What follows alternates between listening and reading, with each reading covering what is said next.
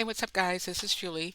Last week in Crude had some remarkable moves. Great threshold and range expansion um, as price was discovering lower each day.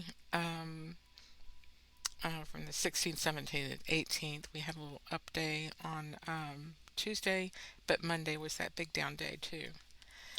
Um, Up here, Sunday, Monday. This was a big one.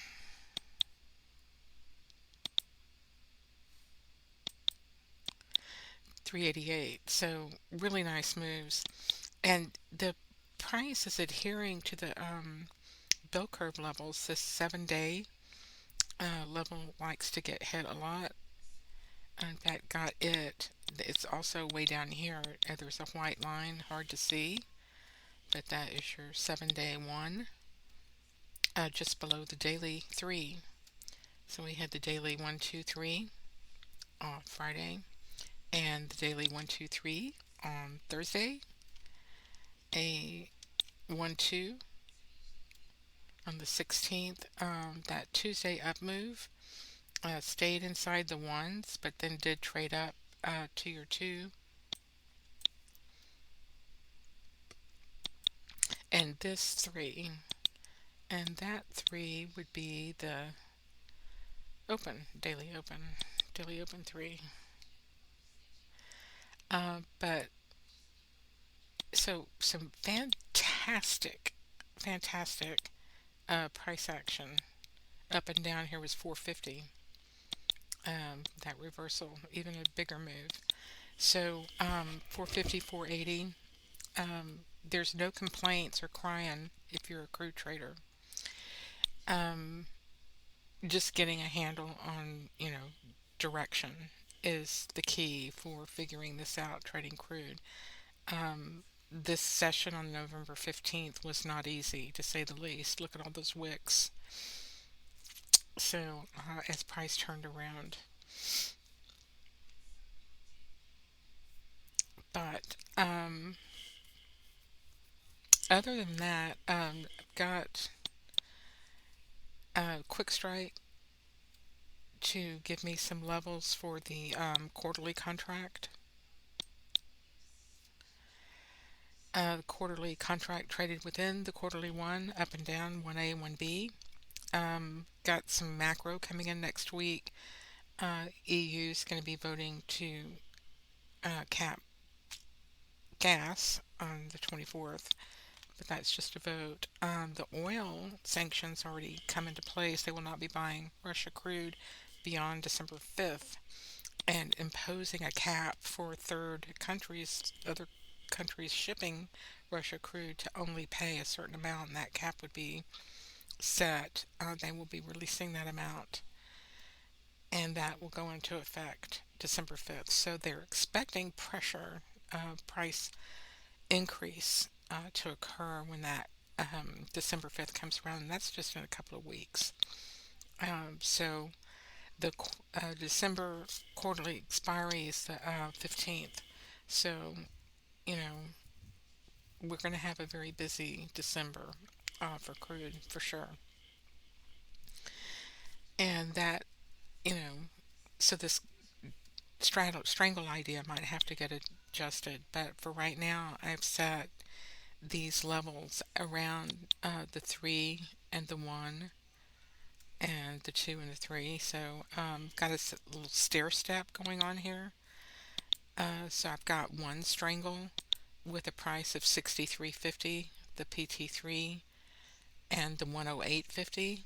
So all the way to the top. So a 3 to 3.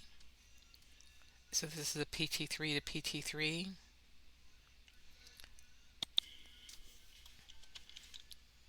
Make a note.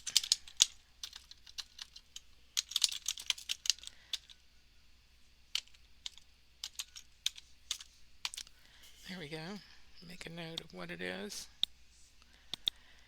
And the second spread, so that would be a $780 premium collected. Margin required to be 6,429. Um, the second spread would be 63.50, the lower PT3, and then the upper what is it, 102. So I went to the PT2 instead of the 3 right here. So this would be quarterly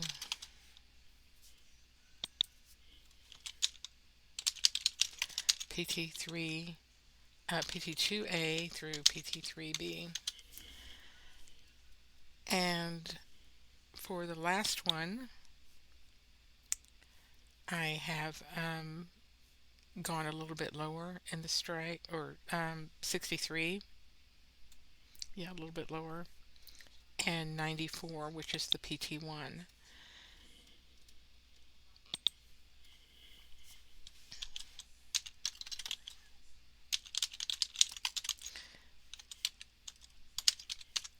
Okay,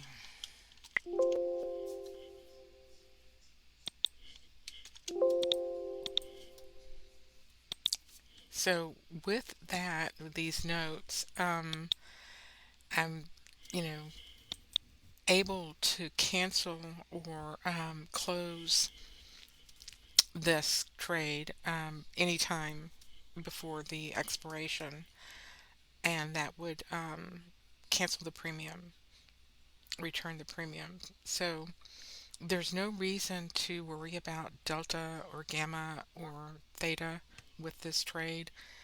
The only requirement is that it, you know, stays inside the area that you've selected. If you hit all three, you keep the maximum of 1580. Um, but if you have to start closing these, um, you would not get that premium. So um, it just depends on if you get all of them, one or two. So the goal is to hit all of them, of course.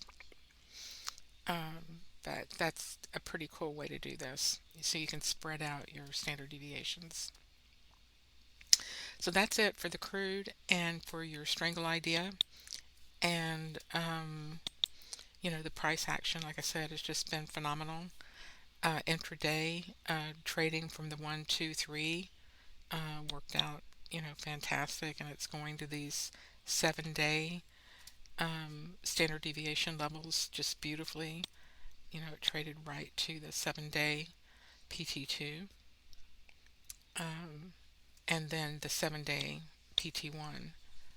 So make sure you look for your confluence and trade with slope going, directionally below your VWAPs with that slope going high, and try to trade to your targets. All right, guys, we'll talk to you later. Thank you.